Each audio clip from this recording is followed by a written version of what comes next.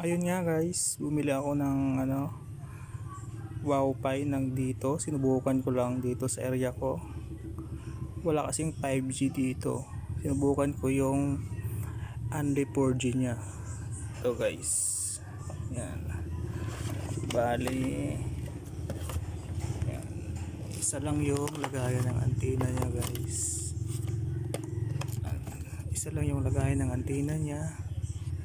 Tapos may ako dyan, ilagyan ko ng isang router. Ayan, para dito ako nakakonect.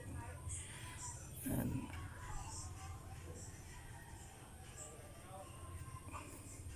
inunik ko siya sa isang antena. Ayan, yun nga guys, speed test natin.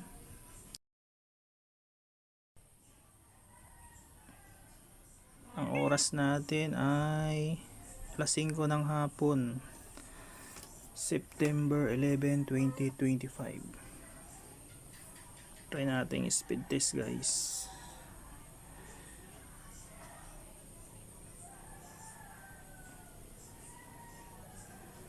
So ayun guys, umaabot siya ng 25. Pero pag sa madaling araw, umaabot siya ng 40 Mbps. Bali nakakunik pala ako sa band 1. Tingnan natin mamaya guys pagtapos ng speed test kung saan ako nakakonect.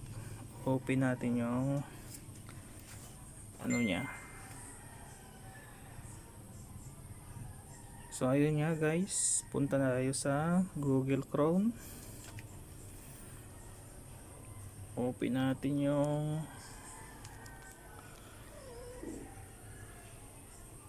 modem. So yun, login natin.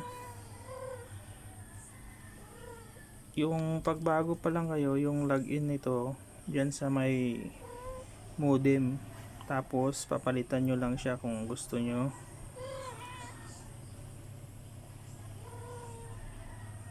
So ayan guys, 4 bars lang siya. Tapos dito sa advance punta tayo. Tapos system. Tapos cell info. Ayan o. Ayan. Dito tayo nakakunik guys o. B1 tapos PCI 3. Tapos mababa lang kasi yung niya o. Kasi isang lang antenna siya. Tapos punta tayo dito sa settings. Ayan guys. Tapos sa developer option, ilagin ulit natin yung password.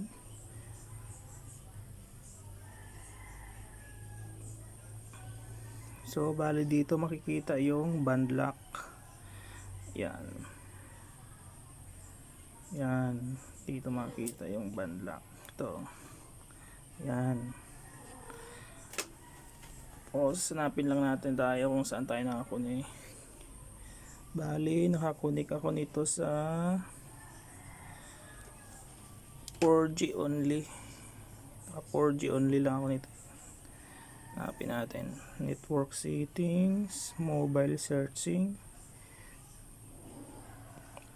So bali ito yan o, ka-auto 4G only natin. Ayan guys, 4G only.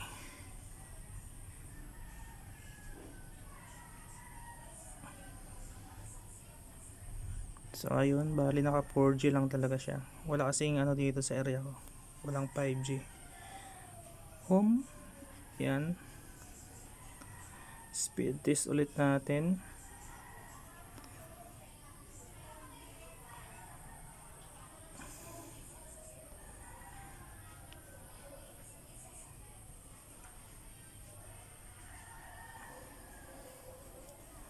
Yan, mga 28 maabot siya. Pero pag madaling araw talaga umabot siya ng 40 Mbps. Kung sa band 40 naman ay 41 naman, ganun din, mababa lang yung upload pag sa band 41 ikaw.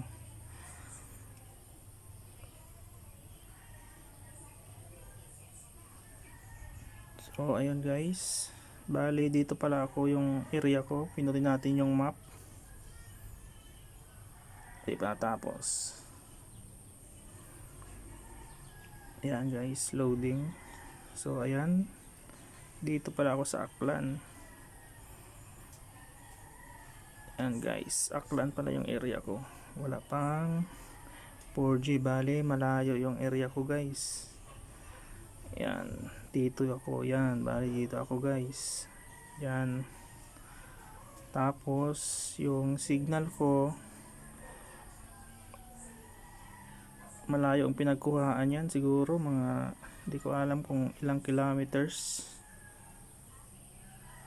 Sa New Washington ako. Yan, dito kasi yung Kalibo. Yan, dyan siguro sa Kalibo medyo mabilis-bilis na dyan, pero wala pa rin 5G dyan, wala pang 5G. So ayun lang, tingnan natin yung promo ko sa dito app.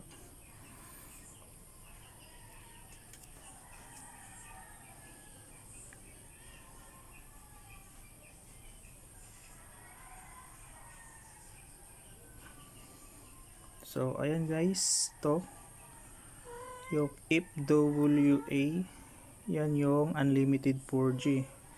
Bali ginamit ko muna yung 500GB niya, may natira pa siyang 495 MB bago ko siya ni-register noong 20.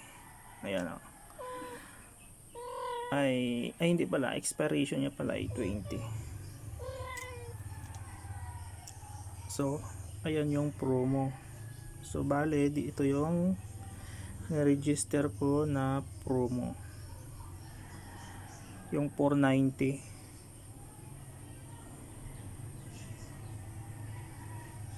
Yun guys, itong 490. Sinubukan ko muna siya sa 15 days lang kasi. Tapos ito na yung promo ko. Ayan, unlimited ang internet hanggang 100 Mbps siya.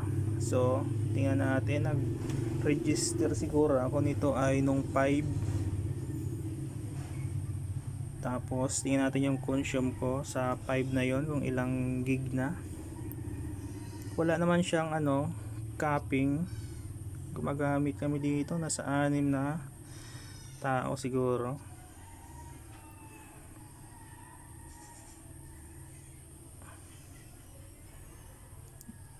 Sana makita ngayon to sa tools. Tapos statistics, ayun guys, so bali na sa 200 GB na yung nagamit ko sa 7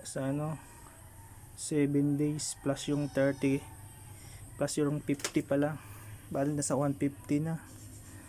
So ayun lang guys.